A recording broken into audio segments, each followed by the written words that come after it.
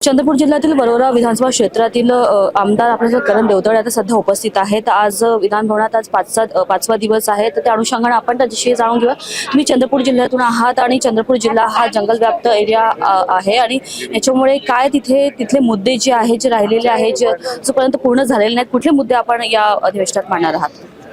आज जर आपण बघितली की विदर्भामध्ये शेतकऱ्यांवर मोठं अतिवृष्टीचं नुकसान झालंय।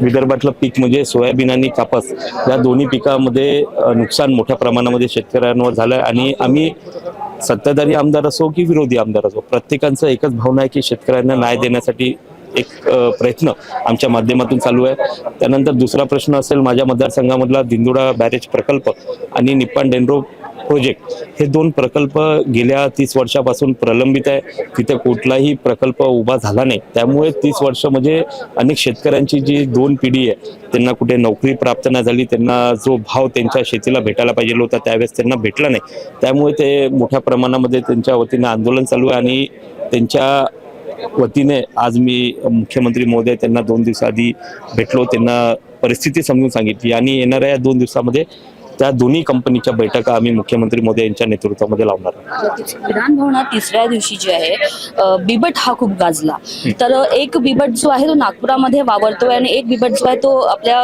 सदनामध्ये गाजला।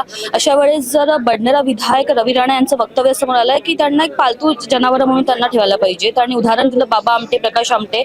मला सांगा, बिबट्या हा एक हिंसक प्राणी असल्यामुळे त्याला खरंच आपण एक पालतू जानवर म्हणून आपण त्याला घेऊ शकतो काय मत आहे आपल्यावर? नाही, आज आपण जर बघितलं माझाही मतदारसंघ असेल तर त्यामध्ये ताडोबा व्याघ्र प्रकल्प लागलेला हा मतदारसंघ आहे आणि अनेक वेळेस आमच्या इथे वाघ असेल किंवा बिबट्या असेल मोठ्या प्रमाणामध्ये तिथे शिरत असतात आणि एक भीतीचं वातावरण आमच्याही मतदारसंघामध्ये आहे। आज जर आपण बघितलं, आमचे परवा गणेशजी नाईक साहेब वन मंत्री यांनी परवा आपल्या अधिकाऱ्यांना एक सूचना दिली की लवकरात लवकर यावर कुठेतरी तोडगा काढून काय करता येईल आपल्याला उपाययोजना ते करण्याचा आदेश त्यांनी दिलाय। आणि निश्चित आपण जर बघितलं की मोठ्या प्रमाणामध्ये आता नागपूर असेल, उमरेड असेल, शहरामध्येही बिबट्याचं प्रमाण वाढत चाललंय, तर याला कुठेतरी थांबवण्यासाठी सरकार कटिबद्ध आहे। आपण शेतकऱ्यांविषयी बोलतोय, प्रत्येक दरवेळेस असं असतं की अधिवेशनामध्ये सदनामध्ये किसान संबंधी जे असतात ते प्रश्न मांडले जातात, उपस्थित केले जातात, सत्ता पक्ष असो की विपक्ष असो, पण याच्यामध्ये तोडगा काय निघतो? शेवटी आज म्हटलंय की महाराष्ट्रामध्ये अवकाळी पाऊस आलेला आहे, त्याच्यामुळे शेतकरी कर्जबाजारी होते, ते आणखीच आत्महत्याकडे वळत आहेत, कारण त्यांच्या बँक खात्यामध्ये पैसे जमा झालेले नाही जे सरकारने त्यांना आश्वासन दिलं होतं। तर अशा वेळेस शेतकऱ्यांसाठी काय तरतुदी केल्या जातील? आपण जर बघितलं, यावेळेस मोठ्या प्रमाणामध्ये अतिवृष्टी झाली आणि विदर्भच नव्हे तर संपूर्ण महाराष्ट्रामध्ये याचं नुकसान झालं आणि सरकारच्या माध्यमातून एक पॅकेज जाहीर करण्यात आलं। पण ज्या प्रकारे आपण बघितलं, आम्ही ज्यावेळेस पालकमंत्री मोदी यांच्या सोबत आमच्या विधानसभेचा असेल चंद्रपूर जिल्ह्याचा दौरा केला, त्यामध्ये लक्षात आलं की कुठेतरी जी उपाययोजना ज्या शेतकऱ्यांनी पिकासाठी वापरली किंवा फवारणी असेल किंवा त्यामध्ये पेस्टिसाइड असेल जे वापरले, त्यामध्ये कुठेतरी चुकीचं असल्यामुळं ते आढळून आलं आणि त्यामुळे नुकसान झालं असं मोठ्या प्रमाणामध्ये दिसून आलं। त्यामुळे आम्ही मुख्यमंत्री असेल, कृषी मंत्री असेल, त्यांना मागणी केली की प्रत्येक विधानसभेमध्ये आपण अधिकाऱ्यांना आदेश देऊ, येणारा जे हंगाम आहे त्यामध्ये हंगामाच्या आधी शेतकऱ्यांसाठी एक मेळावा घेऊन एक कृषी प्रदर्शन त्यांना दिलं पाहिजे। ज्या प्रकारे आपण म्हणतो की शासन म्हणतात की हे पीक तुम्ही वापरा, हे पेस्टिसाइड तुम्ही वापरा, पण तेच जर अधिकारी लोक चुकीचं देत असेल तर त्यामुळे मोठ्या प्रमाणामध्ये नुकसान होतं। ते चांगलं प्रशिक्षण आपल्या शेतकऱ्यांसाठी झालं पाहिजे, यासाठी आम्ही मागणी त्यांना केली आहे। नक्कीच मला सांगा की चंद्रपूर जिल्ह्यामध्ये वरोरा क्षेत्र जे आहे ते जंगलव्याप्त असल्यामुळे आपण दररोज एक व्हिडिओ तिथे प्रसारित होत असतात की रस्त्याच्या पलीकडे आपण बिबट्या वावरतोय, वाघ वावरतोय। अशा वेळेस येणारे जाणारे जे लोक असतात त्यांना पण एक जो आहे खतरा तिथे निर्माण होतो, तर अशामध्ये काय तरतुदी तिथे केल्या गेल्या आहेत?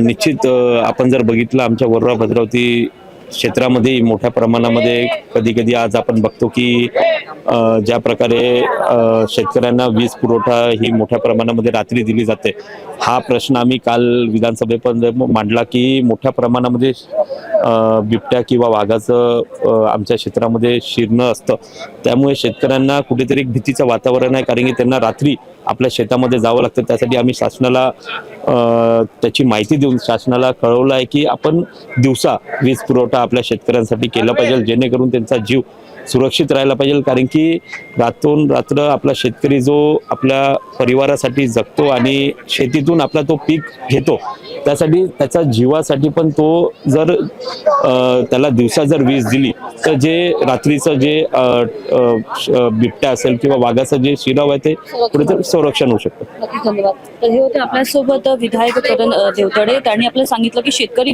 विषय आणि हमीभाव विषय आणि सोबतच त्यांनी बिबट्या विषय पण येथे आपल्या जे आहे प्रतिक्रिया इथे दिलेल्या आहेत. आपण बघत आहात नागपूर समय. कॅमेरा पर्सन रोशन मानखडेसह रिंकू पांतावानी, नागपूर.